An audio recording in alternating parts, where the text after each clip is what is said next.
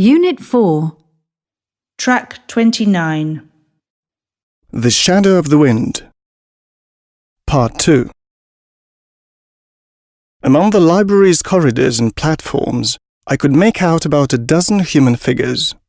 Some of them turned to greet me from a distance, and I recognized the faces of various booksellers, colleagues of my father's. To my 10-year-old eyes, they looked like a brotherhood of alchemists in secret study. My father knelt next to me, with his eyes fixed on mine, and spoke in the hushed voice he reserved for promises and secrets.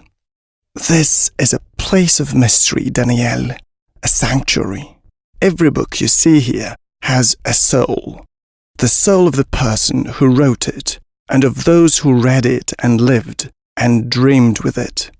Every time a book changes hands, every time someone runs his eyes down its pages, its spirit grows and strengthens." This palace was already ancient when my father brought me here for the first time many years ago, perhaps as old as the city itself. How long has it existed? Who created it? Nobody knows that for certain. I will tell you what my father told me though. When a library disappears or a bookshop closes down, when a book has been completely forgotten, those of us who know this place, its guardians, make sure that it gets here. In this place, books no longer remembered by anyone live forever, waiting for the day when they will reach a new reader's hands. In the shop, we buy and sell them, but in truth, books have no owner. Every book you see here has been somebody's best friend. Now they only have us, Daniel. Do you think you'll be able to keep this secret? My gaze was lost in the immensity and magic of the light. I nodded, and my father smiled. "And you know the best thing about it?" he asked. I shook my head. According to tradition, the first time someone visits this place, he must choose a book, any book, and adopt it. That's a big responsibility. He has to make sure that it will never disappear, that it will always stay alive. It's a very important promise.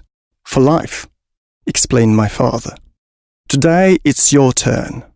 For almost half an hour I wandered within the labyrinth, breathing in the smell of old paper and dust. Among the titles, I could make out words in familiar languages and others I couldn't identify.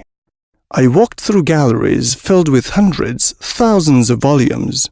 After a while, it occurred to me that between the covers of each of these books was a boundless universe waiting to be discovered. While beyond those walls, in the outside world, people allowed life to pass by in afternoons of football and radio soaps. At that precise moment, I knew that I had already chosen the book I was going to adopt, or that was going to adopt me. It stood out timidly on one corner of the shelf, bound in wine-colored leather. The gold letters of its title gleamed in the light from the dome above. I caressed them with the tips of my fingers, reading to myself. The Shadow of the Wind. Julian Carax. I had never heard of the title or the author, but I didn't care. I took the book down with great care and leafed through the pages. Once liberated from its prison on the shelf, it released a cloud of gold and dust. Pleased with my choice, I put it under my arm and walked back through the labyrinth, a smile on my lips. I felt sure that the Shadow of the Wind had been waiting there for me for years, probably since before I was born.